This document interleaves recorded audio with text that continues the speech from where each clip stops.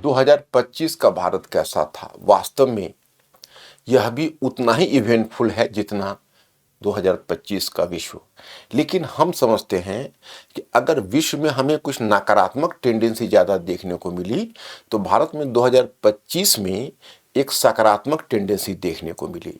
अगर हम विशेषकर उन कह सकते हैं जो जेन एक्स हैं उनको याद दिलाना चाहेंगे कि जिन्होंने 1991 के आर्थिक उदारीकरण का दौर, हालांकि हमें लगता है कि उसमें से बहुत लोगों को याद होगा जिन्होंने 1991 के वर्ष का दौर देखा होगा, उन्हें ऐसा लगेगा कि इतिहास अपने आप को दोहराता है, पहले एक त्रासदी की तरह फिर प्रहसन की तरह। मतलब भारत एक संभावना की ओर बढ़ता है, भारत एक नए अवसर की ओर बढ़ता है। लेकिन कब? जब भारत को एक बड़ा संकट का सामना करना पड़ता है। हम संकट के बीच से रास्ता निकालने के आदी है हम भारतीय। जब हमारे लाइफ में क्राइसिस होती है तो हमारे अंदर की ऊर्जा फिर जग जाती है। इस वर्ष कुछ ऐसा ही हुआ। चलिए पहले हम डिफेंस सेक्टर में देखें तो हमारे लिए बहुत फॉरेन पॉलिसी में बहुत बड़ा चैलेंज आया, क्योंकि लगभग आप समझ सकते हो कि ऑपरेशन सिंधु जो पाकिस्तान जैसा आप कह सकते हैं कि जहां पर नॉन स्टेट एक्टर इतना एक्टिव रहा है, और पाकिस्तान जैसा एक लिस्टेड कंट्री जिसने स्पष्ट रूप से आतंकवाद को बढ़ावा दिया, लेकिन उसके भी वर्ल्ड में कुछ सिंपैथाइजर निकल गए। ऑपरेशन सिंदूर के समय तुर्की और अजरबैजान जैसे देश पाकिस्तान के साथ खड़े थे। उस समय हमने एक अलगाव सा महसूस किया था, और उसी समय भारत ने यह सोच लिया कि नहीं, हमारा जो मल्टी अलाइनमेंट का कॉन्सेप्ट है उसके साथ हम कॉम्प्रोमाइज नहीं करेंगे। ना तो हम रशियन चाइनीज गुड का दरवाजा खटखटाएंगे, ना ही अमेरिकन गुड का। तो रास्ता क्या है? तो India has to be self reliant in defence. और अब उसी में हम डिफेंस के क्षेत्र में जो इन्वेस्टमेंट और तैयारी बढ़ा रहे हैं, वो हो सकता है कि इंडिया को एक नेक्स्ट मिलिट्री पावर के रूप में तब्दील कर दे, और इंडिया हम एक बहुत बड़ी डिफेंस शक्ति के रूप में इमर्ज कर जाए। क्योंकि बगल में हमारा बांग्लादेश का भी प्रॉब्लम आ चुका है। नेपाल और श्रीलंका से हमने संबंध सुधारने की कोशिश की है, लेकिन नेपाल और श्रीलंका से हमारे बहुत सौहार्दपूर्ण संबंध नहीं। यहाँ ठीक है कि हमने मालदीव्स के साथ संबंध सुधारे हैं, हालांकि मालदीव्स हमारा एक्सटेंडेड नेबर है, बहुत नियरेस्ट नेबर नहीं है, लेकिन इसके बावजूद हमारे जो नियरेस्ट नेबर है उसमें किसी भी देश के साथ एक्सेप्ट भूटान हम किसी पर पूरी तरह रिलाई करने की स्थिति में नहीं है। लेकिन चलिए, हम कहीं ना कहीं जो हमारा डिफेंस प्रिपरेशन है वो हमें आने वाले समय में एक नया सेल्फ कॉन्फिडेंस देगा, और हमें एक मिलिट्री पावर, एक हार्ड पावर के रूप में हमारी क्षमता को इस्टेब्लिश करेगा। अब रह गई इंडिया की इकोनॉमी की बात। तो वास्तव में इंडिया ने जो इकोनॉमिक चैलेंज झेला है वो 1991 के बाद कभी नहीं झेला था। अमेरिका, मैंने एक कहावत सुनने होगी, दोस्त दोस्त ना रहा। यहाँ तक तो समझ में आ जाता है दोस्त दोस्त ना रहा, लेकिन एक दोस्त इतना खौफनाक दुश्मन बन गया, ये पहली बार हमने उदाहरण देखा। और वास्तव में डोनाल्ड ट्रंप ने यह दर्शा दिया कि कितना अनप्रिडिक्टेबल है वो। और इस क्रम में जो कभी तो आप देखते हैं कि वही डोनाल्ड ट्रंप भारत से संबंध को और व्यक्तिगत तौर पर प्रधानमंत्री मोदी के साथ संबंध को बनाए रखने का दम भर रहा था, और वही ट्रंप ने भारत के ऊपर टैरिफ लादा, वही 25% नहीं, 25% से 50% तक। और आप जानिए कि भारत उसमें डिसएडवांटेज पोजीशन में चला गया, क्योंकि अमेरिका अभी भी दुनिया की सबसे बड़ी इकोनॉमी है और सबसे बड़ा इंपोर्टर भी था।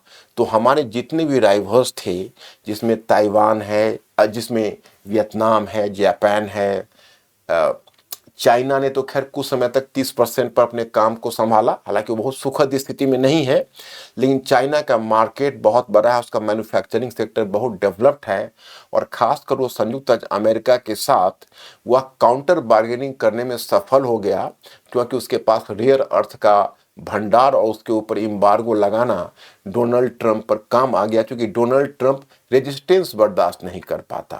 हर रेजिस्टेंस के सामने उसको झुकना पड़ता है, तो चाइना के सामने भी उसे झुकना पड़ा। लेकिन इंडिया के सामने चैलेंज हुआ कि चलो भाई $46 बिलियन का हमारा इकोनॉमिक सरप्लस था अमेरिका के साथ, अब हम कैसे मेकअप करें। लेकिन जानते हैं वही हुआ। हम लोगों का जो आर्थिक उदारीकरण की नीति थी, जो मनमोहन सिंह यानी नरसिम्हा राव फर्स्ट के एरा में शुरू हुई थी और अटल बिहारी वाजपेयी जी ने उसको आगे बढ़ाया था, और बीच में आकर जब मनमोहन सिंह प्रधानमंत्री बने थे तो उनके 2 टेन्योर में ये धीमा हो गया था। और मोदी जी ने बहुत हद तक उन्होंने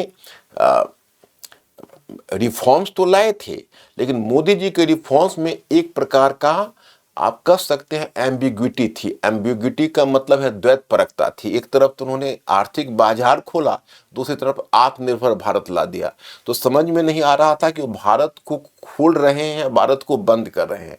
बहुत सारे अर्थशास्त्री, जिसमें आप कह सकते हैं अरविंद पानगररिया थे, जगदीश भगवती थे, तो मोदी जी के इस आत्मनिर्भर भारत की पॉलिसी से खुश नहीं थे, क्योंकि कुल मिलाकर हमने अपने कस्टम ड्यूटीज को बढ़ा दिया था। अब जबकि अमेरिकी टैरिफ की चुनौती हुई है, तब हमारी आर्थिक उदारीकरण तेजी से आगे बढ़ रहा है, और उम्मीद है कि सेकेंड जनरेशन इकोनॉमिक रिफॉर्म्स पर हम पहुंच जाएंगे, क्योंकि हम फैक्टर रिफॉर्म्स की तरफ बढ़ चुके हैं। एक लंबे अरसे के बाद लेबर रिफॉर्म्स का साहस हमने दिखाया। हालांकि मोदी जी ने तो एग्रीकल्चर फार्म बिल लाकर एग्रीकल्चर के फील्ड में भी रिफॉर्म करने की कोशिश की, लेकिन शायद वो प्रक्रिया कुछ इस तरह से प्रोसीजरल यानी प्रक्रियात्मक गलती वहाँ पर थोड़ी हुई, जिस कारण से उनको फिर पैकअप करके वापस लेना पड़ा। लेकिन अब हर क्षेत्र में देखिए, हमने FTA बढ़ाया, शुरू की। एक बहुत पहले हमने UAE ऑस्ट्रेलिया के साथ हमने किया, अभी देखिए इस बार इफ्टा जो यूरोपियन फ्री ट्रेड एसोसिएशन के साथ हमने FTA किया।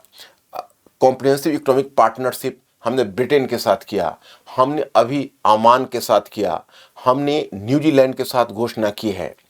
तो हम बहुत तेजी से अब बता सकते हैं कि हमने अभी माने रिसेंट में हमने लगभग 18 से 20 FTA को डिसाइड किया है। यूरोपियन यूनियन से भी बचा हुआ है, अमेरिका से भी हमने उसको रास्ता को बंद नहीं किया है। उसके बाद एक लंबे अरसे के बाद इंडिया ने टैक्स रिफॉर्म्स किया। 2025-26 के वर्ष में हालांकि इनकम टैक्स में कटौती कर दी गई थी, लेकिन ये घटना के शीघ्र बाद इंडिया ने GST रिफॉर्म्स के लिए कदम उठाया। फिर हमारे फाइनेंस मिनिस्टर ने घोषणा की कि नए बजट में हमारा कस्टम रिफॉर्म्स होगा, हम कस्टम ड्यूटीज़ को कम करेंगे। अब देखिए, पूरी दुनिया अपनी इकोनॉमी को बंद कर रही है, भारत अपनी इकोनॉमी को खोल रहा है। That is a good sign.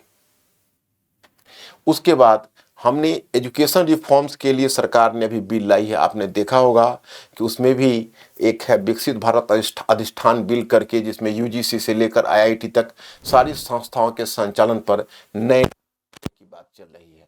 और कहीं ना कहीं आप देख रहे हैं कि यह एक मेजर एजुकेशन रिफॉर्म्स होगा। हालांकि इसका परिणाम आना बाकी है, लेकिन इस दिशा में उसी तरह से हमने इंडियन पोर्ट बिल लाया, पोर्ट में रिफॉर्म्स का, और ब्रिटिश टाइम के जो हमारे पोर्ट के रूल्स थे उसको बदला। यही समय है कि हमने अपने गवर्नेंस को बेहतर किया, रेगुलेशंस को रिमूव करने की कोशिश की, और हमने अपने इस रिफॉर्म्स की नीति को जारी ही नहीं रखी। आपने 2-3 दिन पहले सुना होगा कि India will be a reform country. Modi ji ने कहा कि इंडिया एक सुधारों का देश होगा। तो आज हम सुधार की रट लगा रहे हैं। काश यही हम कुछ वर्ष पहले कर लिए होते, और तो आज हमारी अमेरिका पर उतनी निर्भरता नहीं होती। अब देखिए, हम जब किसी भी देश के साथ FTA करते हैं, जब इकोनॉमी के रूल्स पढ़ेंगे तो 2-3 चीज़ें हमारे सामने आ जाती है। क्या आती है? तो एक आता था लेबर लॉज, मतलब कि बहुत सारे इस तरह के बायलैटरल समझौते हैं या प्लूरिलैटरल समझौते हैं, जिसमें कि ये कंडीशन दे दिया जाता है कि आपको लेबर लॉज को बदलना होगा। तो इंडिया पहले ही कह देता था कि नो, आप लेबर लॉज को टच मत करिए, ये हमारा डोमेन है, हम इसमें कोई कॉम्प्रोमाइज़ नहीं करेंगे। तो बात वहीं टूट जाती थी। दूसरा हुआ इन्वायरमेंटल लॉज। तो इन्वायरमेंट के क्षेत्र में भी हम लोग जितना एग्रेसिवली रिफॉर्म्स कर रहे हैं, और जिस हद तक, हालांकि थोड़ा दुख तो है, दुख ये है कि आज नॉर्थ इंडिया में देखते हैं जब आसमान में फॉग है, और जिस तरह से हम देख रहे हैं कि जो एक हेल्दी एयर इंडिया के लिए जो चैलेंज बनकर उभरा है, वो कहीं ना कहीं ये चीज़ दर्शाता है कि इन्वायरमेंट के मोर्चे पर अभी हम उतने सफल नहीं हुए हैं। खैर, इसके लिए थोड़ा क्लाइमेटिक फैक्टर भी रिस्पॉन्सिबल है, लेकिन गवर्नमेंट की तरफ से अगर कुछ वर्षों की तुलना में देखें तो प्रयास जारी है। आज नॉन फॉसिल फ्यूल्स में 50% के लक्ष्य को हम प्राप्त कर चुके हैं, वो भी 5 वर्ष पहले।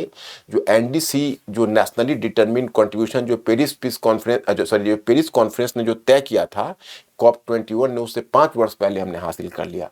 तो यह भी हमारी एक अचीवमेंट होगा। और देखिए, अब हमारी इकोनॉमी के परफॉर्मेंस पर पहली बार एक इंटरनेशनल जो क्रेडिट एजेंसी है स्टैंडर्ड एंड पुअर, उसने 18 वर्ष के बाद हमारे क्रेडिट, सॉवरेन क्रेडिट को इम्प्रूव करके BBB किया। तो ये चीज़ दर्शाता है कि हमारे लिए यह भी एक गुड साइन है। लेकिन यही चीज़ अगर हम पहले किए होते, जैसे एग्रीकल्चर रिफॉर्म्स, आज हम यूरोपियन यूनियन से हमारी बात क्यों नहीं बन रही, या अमेरिका के साथ ही हमारे एग्रीमेंट्स में क्यों बात नहीं बन रही। हम कहते हैं कि भाई एग्रीकल्चर और डेयरी हमारा बड़ा ही सॉफ्ट एरिया है, उसको टच मत करिए आप। लेकिन क्या हम धीरे धीरे एग्रीकल्चर और डेयरी रिफॉर्म्स करके उसको दुनिया के स्टैंडर्ड पर नहीं ला सकते? अगर हम ले आएंगे तो हमें डरने की जरूरत नहीं होगी। आज देखिए, हम RCEP पर साइन कर रहे हैं, लेकिन माइनस चाइना, क्योंकि चाइना से हमें डर है कि चाइना का मैन्युफैक्चरिंग बहुत ज़्यादा डेवलप्ड है। क्यों? क्योंकि हमने 91 में आर्थिक उदारीकरण की, सर्विस सेक्टर को तो बढ़ाया, परंतु मैन्युफैक्चरिंग सेक्टर को बढ़ाने का उतना प्रयास नहीं किया। अब मैन्युफैक्चरिंग पर बहुत ज़्यादा जोर दिया जा रहा है, और 2025 का वर्ष एक नई उम्मीद लेकर आया है। And my students and aspirants, मैं आपको अपने विश्वास के साथ कहता हूं कि पता नहीं, मुझे ऐसा लगता है कि यह इस संकट में हमें एक नया अवसर प्राप्त होगा भविष्य में, और भारत की इकोनॉमी ग्रो करेगी। और आने वाले टाइम में हम समझते हैं कि हमारी इकोनॉमी, चूँकि अब तो जानते हो कि जापान को हमने ओवरटेक कर लिया है एक चौथी इकोनॉमी के रूप में, अब बहुत जल्दी जर्मनी को ओवरटेक करेंगे। उसके बाद कहा नहीं जा सकता, बहुत सुखद स्थिति है और हम समय का इंतज़ार करें। तो आज हम यहीं पर रुकते हैं, लेकिन हम 2026 के वर्ष के स्वागत की तैयारी करें। 2026 का वर्ष जरूर हमारे लिए बेहतर हो। डियर स्टूडेंट्स, हमारे चैनल को लाइक, शेयर, सब्सक्राइब करें और अपनी तैयारी को और बेहतर बनाएं।